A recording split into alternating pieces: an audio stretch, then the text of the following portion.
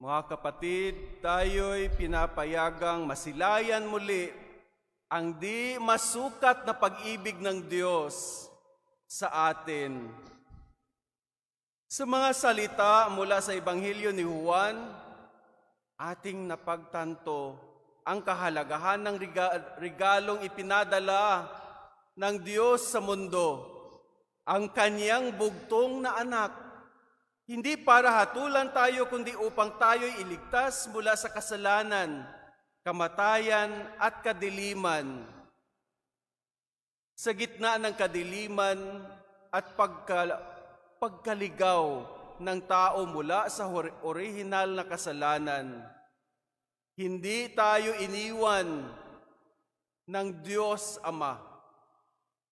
Sa halip, binigyan niya tayo ng pag-asa at kaligtasan sa pamamagitan ng pagpapadala ng kanyang bugtong na anak.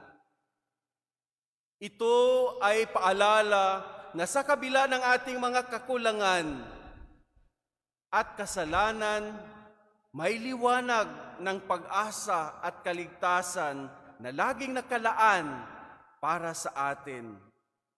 Tayo ay tinatawag na lumapit sa liwanag na ito, yakapin ito, at hayaang baguhin tayo mula sa loob patungo sa kabanalan. Sa harap ng kahangahangang gawain ng mga apostol, may ilang tumutol sa liwanag ni Kristo dahil sa inggit. Ang di makatarungang paghahangad sa tagumpay na tinatamasa ng iba na nag-ugat sa pagmamataas. Ito ang nagtulak sa mga punong saserdote at sa mga Sadusiyo upang usigin ang mga apostol.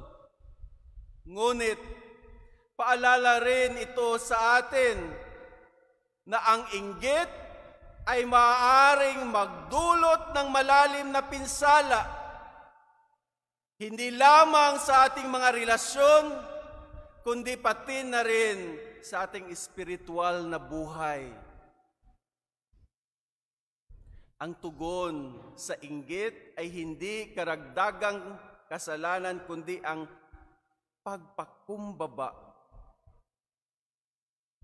ang pagkilala at pagtanggap sa ating mga kahinaan at pagbabalik loob sa Diyos ng may bukas na puso. Sa halip ng magpadala tayo sa inggit at maghangad ng panandaliang tagumpay, ang mga apostol ay nagpakatatag sa kanilang pagtitiwala sa Panginoon. Alam nila na sa piling ng Panginoon, lamang nilang makikita ang tunay na kaligtasan at kapayapaan. Ito rin ang paanyaya sa bawat isa sa atin, ang humakbang palayo sa anumang inggit o puot na tumahak sa landas ng pagtitiwala sa Diyos na siyang tunay nating lakas at kaligtasan. Sa ating pananalangin, tayo ay nagiging Nicodemos ng ating panahon. Ang pakikipag-usap kay Jesus, nagtatanong, nagdududa, at sa huli ay naliliwanagan. Ang paanyaya sa atin ngayon ay personal na makilala at mahalin si Kristo.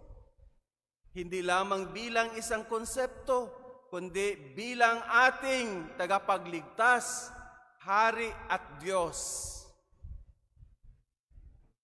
Sa ating pang-araw-araw na buhay, madaling maging biktima ng inggit, lalo na sa panahon ngayon ng social media, kung saan patuloy tayong nahaharap sa mga highlight ng reels. reels ng buhay ng iba. Ngunit sa halip na magpaalipin sa inggit, tayo'y tinatawag tayong magpakita ng awa at compassion sa pamamagitan ng pagtuon sa pagmamahal sa kapwa at pagiging maligaya sa tagumpay ng iba. Tayo ay nagiging instrumento sa Diyos sa pagpalaganap ng liwanag sa dilim ng mundong ito. Mga kapatid, tandaan natin na tayo ay tinatawag para sa isang buhay na higit pa sa paghahangad ng pansariling interes. Tayo ay tinatawag upang maging ilaw sa kadiliman, tulad ni Jesus, at magpasasalamat sa walang hanggang pag-ibig ng Diyos na hindi tayo iniwan kahit sa ating pagkakasala. Marahil ito'y ating panalangin.